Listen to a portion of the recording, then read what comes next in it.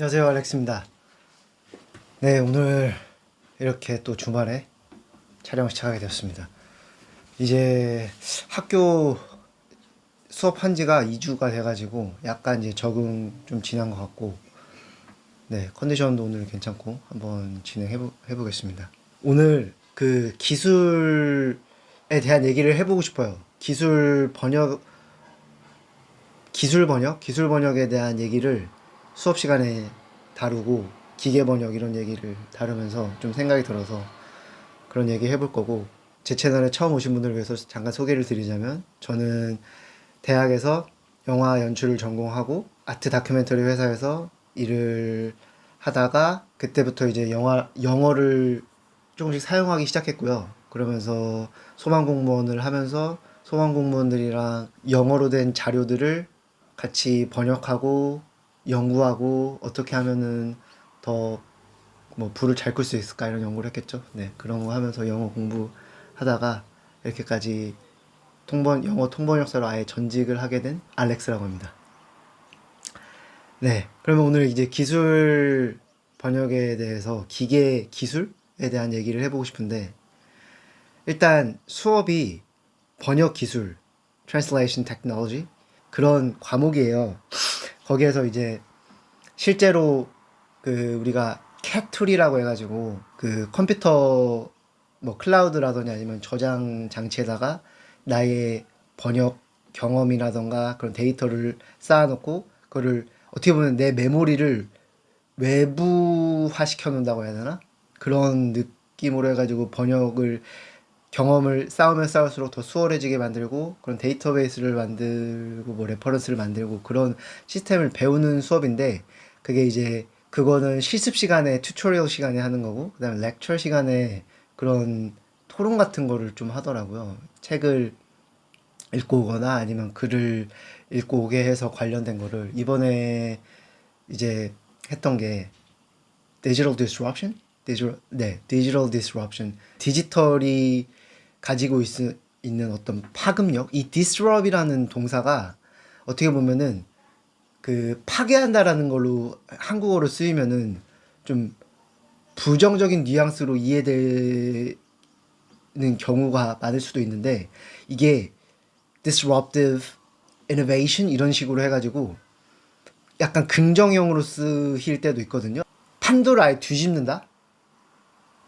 우리가 그 혁신을 완전 되게 업밴드 한다 그래가지고 뒤집는다는 그런 혁신을 말할 때도 이렇게 쓰고 아니면 진짜 우리가 거기에 당하는 그 파괴되는 그런 뉘앙스도 있어요. 이게 약간 조심해서 그 뉘앙스를 잘 봐야 되는 단어인 것 같아요. 어쨌든 그런 얘기를 하면서 디지털이 어떤 영향을 미칠까 번역에 그런 얘기를 생각보다 예전부터 많이 하고 있었더라고요. 저는 이제 이 시내 늦게 들어온 사람이지만 최근에 AI 뭐 생성형 AI 툴들이 많이 나오면서 또 그런 얘기들이 많이 나오고 있는데 이 글은 제가 올려놓을게요. 어차피 공개된 글이니까 이 글이 2017년에 아마 그 번역가들이 모여서 하는 회의 뭐 여기에서 이제 발제문으로 했던 건데 굉장히 생각이 좀 많이 들었어요. 우리가 기술을 대하는 태도에 대해서 어떻게 가져가는 게 좋을까라는 생각을 좀 많이 했던 것 같아요. 어떻게 보면은 저는 이제 이런 쪽에 가까워요. 기술은 기술이다. 우리는 기술을 사용하는 주체다. 이런 식으로 저는 생각하는 편인데 되게 이런 얘기 많잖아요. 뭐 AI가 만들어지고 인간이 대체될 것이다. 그러니까 대체라는 말에 되게 꽂혀 있는 것 같아요. 이 대체. 대체라는 표현에서 그거를 좀 벗어날 필요가 있지 않나. 그건 하나의 관점일 수 있다고 생각하고 저는 이제 어떤 예시를 들고 싶냐면 이거 비유적으로 표현하고 싶은데 우리가 섬유산업, 텍스타일 인더스트리 요거에 대한 얘기를 해보고 싶어요. 이거를 왜 생각했냐면은 그 텍스타일 인더스트리 하면은 왠지 되게 좀 오랜 전통이 있고 되게 오래된 느낌이 있잖아요. 그리고 되게 영어 표현에서도 생각보다 이 재단을 한다던가 그 섬유 관련된 표현들이 들어있더라고요. 산업혁명을 기점으로 이 근대 사회에 대한 얘기를 많이 하잖아요. 영국이 어떻게 보면은 산업혁명을 일으키고 거기를 이끌어 나가고 그다음에 팩스 브리타니카를 만들어낼 수 있었던 게 영국이 세상을 어떻게 보면은 좀 흔들 수 있었던 게 그 근간이 이 텍스타일 인더스트리가 처음에 시작했다고 생각하는데 그때 당시에 이 텍스타일 인더스트리가 막 부흥하고 할 때는 그때 러다이트 운동 이런 거 들어보셨죠? 지금도 러다이트라는 표현을 쓰는데 어떤 기술이나 기계가 새로운 게 나오면 거기에 대해서 반감을 가지고 그걸 막 적응하지 않으려는 그런 사람들을 좀 비판적으로 표현하는 걸 아직도 쓴다고 하더라고요, 영어에서. 어쨌든 그런 것이 갑자기 생각났어요. 그리고 왜 이 생각이 들었냐면은 영어를 사용할 때 이런 직조라던가 어떤 텍스타일 관련한 표현들이 아직도 많이 이것이 많이 들어있더라고요. 예를 들면은 이거는 딱 직조 느낌은 아니지만 I'm not cut out for this 이런 걸 할 때 이 cut out for 이게 이 재단하고 어떤 그 재단사, 테일러 이런 사람들이 이 의미에서 좀 온 거거든요. 그래서 I'm not cut out for this. 나는 이것에 맞지 않는 사람인 것 같아. 나는 이거 나한테 안 맞아. 약간 이런 거 할 때 적성 이런 거 얘기할 때 많이 하는 건데 여기에서도 이런 재단이라던가 어떤 직물에 대한 그런 느낌이 들어있고 그리고 우리가 뭐 weave 이런 weave라는 동사 W-E-A-V-E weave a structure, weave a narrative 뭐 이런 거 할 때 어떤 것을 뭐 직조하고 만들어내는 비유로도 많이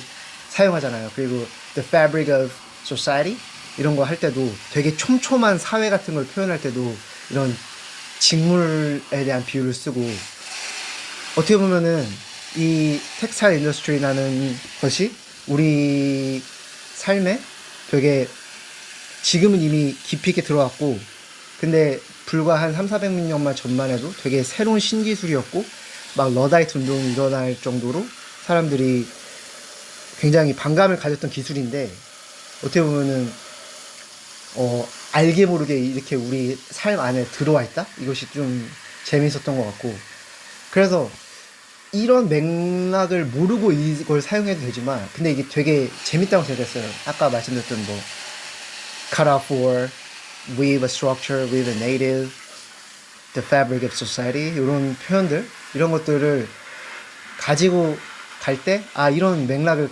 또 이해하고 가면은 좀 재밌었던 것 같고 그러면서 이제 기술에 대한 태도 그래서 결국에는 우리가 기술 도구라는 거를 만든 거는 어떻게 보면은 굉장히 뭐 유인원에서부터 지금의 인간에까지 오기까지 뭐 수천 년, 뭐 수만 년 이렇게 오면서 계속 기술이라는 것을 발전해 왔는데 이것을 대하는 태도를 어떻게 할 것인가 그거에 따라서 우리가 거기에 적응하는 사람이 생기고 그다음에 더 삶을 풍요롭게 만드는 기술이 될 수도 있고 아니면 그것을 부정적으로만 생각해서 대체라는 표현에 갇혀 있는다. 그것에 갇혀 있는 것 자체가 그 되게 어떻게 보면 나를 한정짓는 느낌이 줄 수도 있겠다라는 생각이 들더라고요. 그래서 어떻게 보면은 이것을 기회로 활용해서 더 많은 숫자의 더 좋은 양질의 번역을 할 수도 있고 그리고 어떻게 보면은 뭐 통역 같은 경우에도 그 어떤 기계가 발명돼서 그것에 보조를 받아서 내가 만약에 어떤 순간에 그 0.05초 그 순간에 동시 통역을 할 때 안 되면은 살짝의 보조를 받을 수 있고 좀 더 완성형이 될 수도 있고 어떻게 보면은 지금 우리는 인간이라는 종으로 태어난 자체가 되게 이 지구상에서는 우위를 점하고 있는 거죠. 운이 좋게 태어난 거죠. 그렇게 해서 그 인간으로서 그것을 어떻게 보면 제대로 활용하고 그런 관점으로 기술을 보는 게 좀 어떨까 그런 생각이 들었습니다. 그리고 제가 그 설명란에 이 글을 한번 올려볼게요. 여러분들도 보시고 그리고 궁금한 거나 같이 나누고 싶은 게 있으시면은 댓글을 달아주시면은 제가 성심성의껏 같이 소통하겠습니다. 감사합니다.